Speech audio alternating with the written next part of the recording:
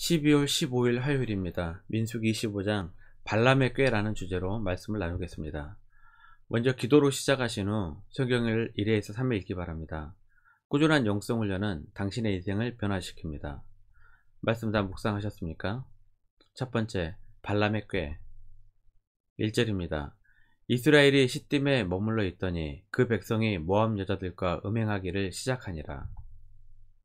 이스라엘 민족들이 가나안 땅에 들어가기 전 마지막으로 거주했던 곳이 모압 평지였습니다. 더 구체적으로 모압 평지의 북부에 위치한 시딤에 머물렀습니다. 이곳에서 제2차 인구조사를 실시했고 군대를 정비하고 여호수아를 다음 지도자로 임명하였으며 모세가 죽은 장소였습니다. 또 모세가 마지막으로 이스라엘 백성들에게 세 편의 설교를 했던 곳이기도 합니다. 하지만 시딤에서 이스라엘 백성들은 하나님께서 법으로 금하신 우상 숭배로 책망과 심판을 받았던 곳이기도 합니다. 2절입니다. 그 여자들이 자기 신들에게 제사할 때 이스라엘 백성을 청함해 백성이 먹고 그들의 신들에게 절함으로. 우상 숭배를 하게 된 배경이 구체적으로 나옵니다. 모압 여자들이 이스라엘 남자를 유혹해 그 우상 숭배에 빠뜨리는 계책이었습니다. 이 계책은 누구의 머리에서 나왔을까요? 발람의 계책이었습니다. 민수기 31장 16절입니다. 보라, 이들이 발람의 꾀를 따라 이스라엘 자손을 부올의 사건에서 여호와 앞에 범죄하게 하여 여호와의 회중 가운데에 연병이 일어나게 하였느니라. 발람은 입으로는 이스라엘을 축복했지만 그의 악한 본성은 변하지 않았습니다. 복지를 받고 떠나기 위해 점술가 했던 발람은 기발한 계책이 있다고 발락에게 이야기했을 것입니다. 발람은 그동안 이스라엘을 관찰해왔습니다. 하나님을 섬기는 백성들이 죄로 타락하지만 않는다면 아무런 문제 없이 가나안 땅을 점령할 것이라는 것도 알았을 것입니다. 하지만 광야 40년 동안 누추한 옷과 음식에 지쳐 있다는 것도 알았을 것입니다. 그래서 화려한 옷으로 치장한 모압 여인들이 음식과 음행으로 유익을 하면 쉽게 넘어갈 수밖에 없다는 것을 알았습니다. 발람은 그 여인들을 이용해 바알을 숭배하게 하면 거기에 넘어갈 것이라는 계책을 발락에게 알려줍니다. 이스라엘 백성들 중 많은 사람들이 이 계책에 넘어갔고 하나님께서 진노하셨던 것입니다. 고린도전서 10장 7절 8절입니다. 그들 가운데 어떤 사람들 같이 너희는 우상 숭배하는 자가 되지 말라. 기록된 바 백성이 앉아서 먹고 마시며 일어나서 뛰논다 함과 같으니라. 그들 중에 어떤 사람들이 음행하다가 하루에 23,000명이 죽었나니 우리는 그들과 같이 음행하지 말자. 두 번째, 우상 숭배와 음행의 죄. 모압은 여러 우상을 섬겼는데 그중 주신은 바알이었습니다. 바알은 주인이란 뜻으로 생산과 다산을 주관하는 신으로 믿었습니다. 그래서 바알 숭배와 관련하여 풍성한 생산을 기원하는 뜻으로 바알 신전에서 제사 순서로 신전 창기들과 단체 음행을 했습니다. 3절입니다. 이스라엘이 바알볼에게 가담한지라 여호와께서 이스라엘에게 진노하시니라. 가담했다는 말은 뗄 수 없을 정도로 밀착되고 거기에 푹 빠져버린 상태를 말합니다. 이스라엘 남자들이 모압 여자들과 더불어 바알 제의와 음행에 깊이 빠져 헤어나오지 못하게 되었습니다. 심지어는 하나님의 진노로 바알 제의에 가담한 이스라엘 백성들이 전염병으로 죽고 각 지도자들이 재판을 받고 있는 중에도 바알에 푹 빠져버린 자가 모압 여인을 데리고 오다 걸릴 정도로 그 상태가 심했습니다. 6절입니다.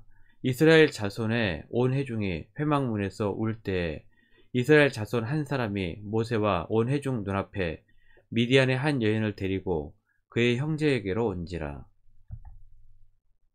죄에 빠져버리면 사태를 파악하는 능력도 떨어집니다. 죄에 익숙해져 버립니다. 이러한 상태가 바로 발람의 계략에 완전히 빠져버린 이스라엘이었습니다. 죄는 무섭습니다. 처음에는 눈치도 보고 몰래 죄를 짓지만 나중에는 죄가 자연스러워집니다. 수치심도 사라져버립니다. 그때는 죄가 익숙해진 상태입니다. 그 결과는 당연히 심판입니다. 로마서 6장 23절입니다. 죄의 싹은 사망이요 하나님의 은사는 그리스도 예수 우리 주 안에 있는 영생이니라. 세 번째, 두 번째 심판. 18절입니다. 이는 그들이 속임수로 너희를 대적하되 부올의 일과 미디안 지휘관의 딸 곧 부올의 일로 연병이 일어난 날에 죽임을 당한 그들의 자매 고수비의 사건으로 너희를 유혹하였음이니라.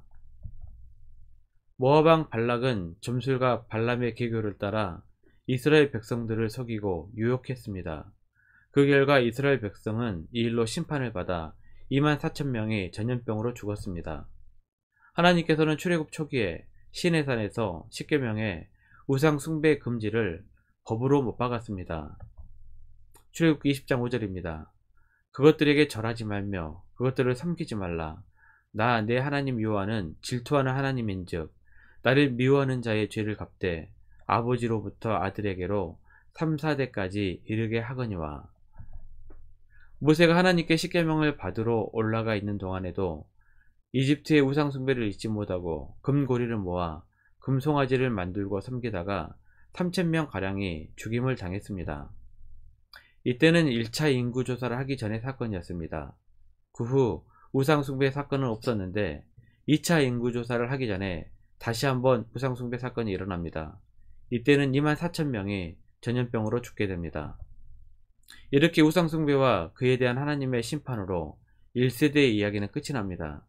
이것이 바로 연약한 인간의 모습입니다. 사람은 늘 죄악 가운데 살아갑니다. 끊으려고 노력을 하지만 실수도 하고 또 반복적으로 죄를 짓기도 합니다. 혼자서는 죄를 이길 수도 극복할 수도 없습니다. 그래서 예수님께서는 우리를 도우실 보혜사 성령을 보내셨습니다. 요한복음 14장 16절입니다.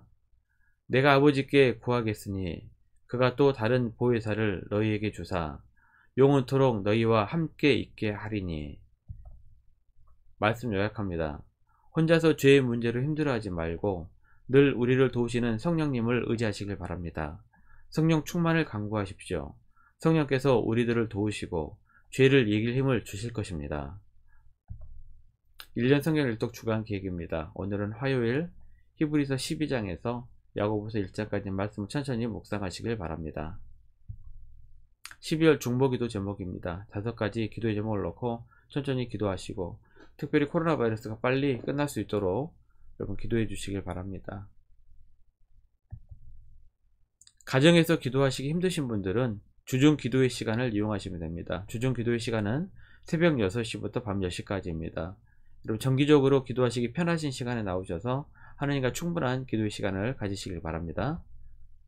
하루 30분씩 최선을 다하시길 바랍니다. 그러면 여러분의 삶이 변화될 것입니다.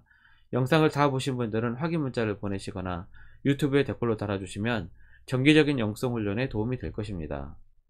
오늘 하루도 승리하시기를 기도합니다.